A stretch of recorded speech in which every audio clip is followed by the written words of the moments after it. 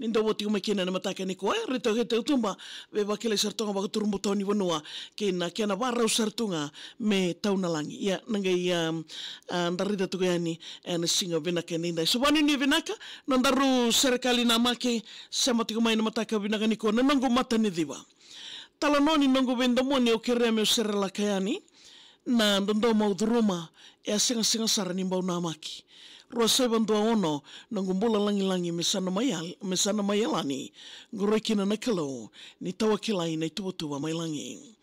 Danda mawareta lelo taketunga enandona ngauna. Inda na kenambuawa sabaka mesiawu yani waga malua. Nangu wata iralango kede au tarandi toka ena wagambota sena tangani sarambeka maibi mena tikivi yautu nikoa. Sandina ni nandabe mataka e tawa kilai singa ninda reira. Ni usui ni sari sokotaki wagayawa e na waso paseweka. Vanuatu na vanua e wuni taki koto kina nangu matani dewa. Matani singa wao e nangu mbola nangu ndaulomani samba sika. Rosai bandua wano na embaki meungandi tuyani kisuba. Tapo City e na ikawani tamba vale meusawa kusa.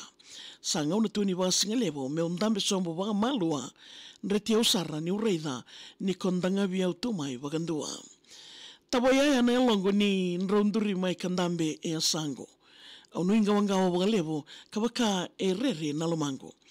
No moitoka ni woli na nongo turanga na ita mai kandavo. O senga tal ni vei votu ni ko sataronga na lomango. Wetalano sa tomani kau singe mani nraule sumai walangi. Senga ni wakatiti inga ataka ena totoka tu ni sulu e tokari. Namba ni talewo ni satauri me semata na vein dinati. Senga wale ni tilomi vinaka na iwa singa lewo e wakarau taki. Au lesu ki wale e vedidi aki tunga na nungu wakasama. Ko ngiriti au mai me ena wakaya kavi me ndarusota talemanda. Hotela na Holiday Inn kena i wakaya kavi e sandau maka. Ni nomundrawi diliboli e na ngande leka au mai sotawa. Ki Australia me sa muele sutu na nomundrawi ngole. Wakatiti inga woli na ilongo e na nonda wura mbole. Ko tatau na kawe au nonda ruveki lai me kua ni tinindole. Au yala taka e na wewali nonguliko saisema ni nomusote. Nangiri atawa dengo e na wei singa me weiko isa kambani. Ko wakala suya na nuinga wangawa nindarutu vea waki. Kuria tu na iloloma yao e waka o mai e wewa kurambuitaki.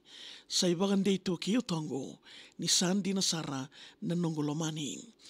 Valentine's Day e na rua saivan dua walu sa andau na maki. Dona iloloma i wola o dingoma totoka kangai ukutaki.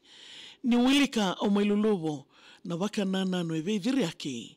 Ko taronga ke rao me utimu se no musui ni sarisari. No mutaro isa kamba ni una senga ni mai waka olena. Ko nungu mata ni diwa wasivi kuneinga ebiti mai na senda. No museni kao mo maimbetia ni se nreutu na kena lemba. Ka ni randau songowa ngana loa na wanga kedenga embera. Nungu isa uniwola ko dingoma sabuni reki e no mumbula. Ka wakanga ni o reida na kemu wundi nindreu toka ivuna. Au kurumbo ia nai rongo ni sa wagarautu na tikite ni boka Australia me utoso endainga na yado ki mborotu kula. Tukutuku mata ninda wui au kinroa ena kena i rongo. Ni ko lakobi au saranga mai viti ni se ia tiko na wagasosolo.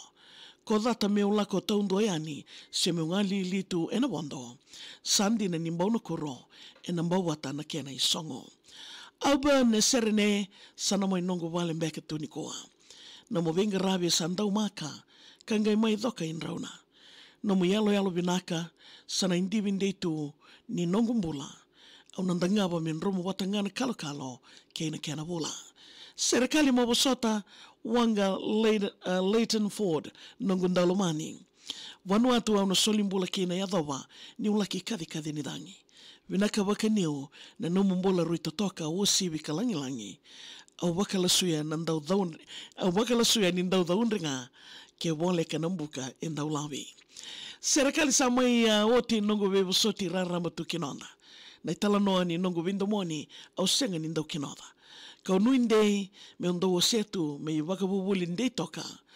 waka mundo wa kina kadhauni ngao ena kena tungai ena ivola awe kemnina ndovu de tiko mai nondaru serikali e mai dingo mirau tiko ena kena teveli ni venga ravi ena mutaka vina kaniko bolana no serikali email taka mai via maria@vtfm.com.fj nginda unama ka tiko moni tikina ba romboka ena ve mani diwa karau talanga ni ngai ronda tiko ena Facebook page ni VTFM so wanu ni vinaka